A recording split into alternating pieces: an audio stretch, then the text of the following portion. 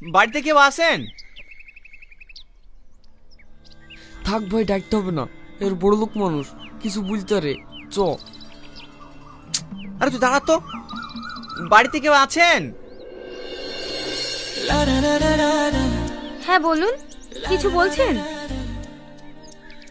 হ্যাঁ, আমার বন্ধুর অনেক হাত কেটে গেছে, আমি তো এখানকার হসপিটাল চিনি নি, তাই আপনাদের বাড়িতে এসেছি। আপনাদের বাড়িতে ব্যান্ডেজ আছে? হ্যাঁ আছে, আপনারা একটু বসুন, আমি নিয়ে আসছি।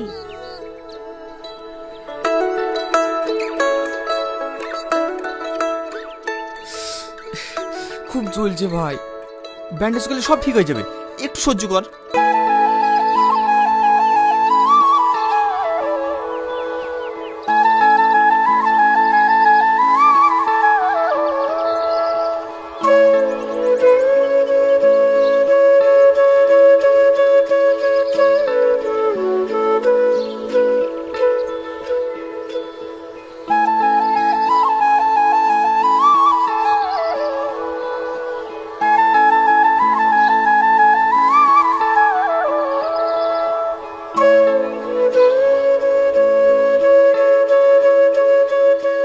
ব্যান্ডেজ করে দিয়েছি, আর রক্ত বেরোবে না। আপনি খুব ভালো, এই এত বড় লোক ঘরের মেয়ে হয়েও আপনার মনে কোনো অহংকার নাই। আপনিও অনেক ভালো, আপনাকে দেখেই বোঝা যাচ্ছিল যে আপনি আপনার বন্ধুর জন্য কতটা কষ্ট পাচ্ছিলেন। বাড়িতে তো আর কাউকে দেখতে পাচ্ছি না, আপনি কি একা থাকেন? না না, আমি একা থাকি না, আমার আব্বু মাও থাকে। আসলে ওরা দুজন জব করে তো, রাতের বেলা ফিরবে। ও, বলছিলাম যে এখন যাই। এই চ। দাঁড়ান, এই মলমটা নিয়ে যান, ব্যান্ডেজটা খুলে লাগিয়ে দেবেন। তাহলে আসি। হ্যাঁ। কি মায়া লাগে তোকে দেখে আজ, ভালোবাসা নাকি ভালো লাগারি কোলাজ, তুই হবে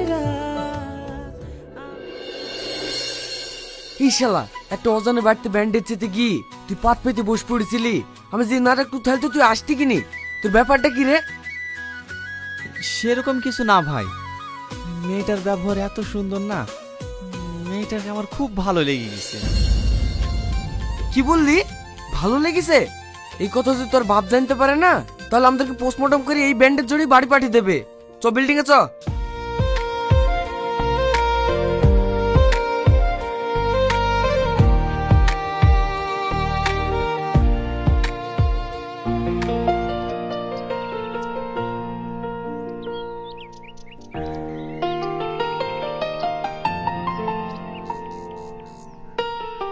এই কাজ বাদ দেখিনি কি করছে রে? ই শালা এ করছে কেন রে? ইয়া ছাড়া কোনো উপায় নাই ভাই, কালকে থেকে ওকে দেখতে পাইনি, মনটা খুব আনচান আনচান করছে, তাই ভাবছি ওনারা দিতে যাবো আর ওকে দেখে আসবো।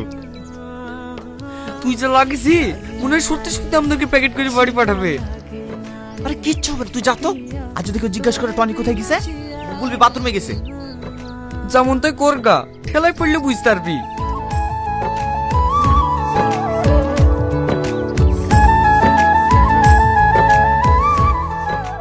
বাড়িতে কেউ আছেন? কি ব্যাপার, আজকে আবার কার কি হলো? না না, কারো কিছু হয়নি, আসলে এই ওড়নাটা। আরে এটা তো আমার ওড়না, তুমি কোথায় পেলে? ওখানে পড়েছিল তো, তাই ভাবলাম দিয়ে আসি। ও থ্যাংক ইউ। আমার নাম টনি। হুম, এবার তোমার নামটা বলো।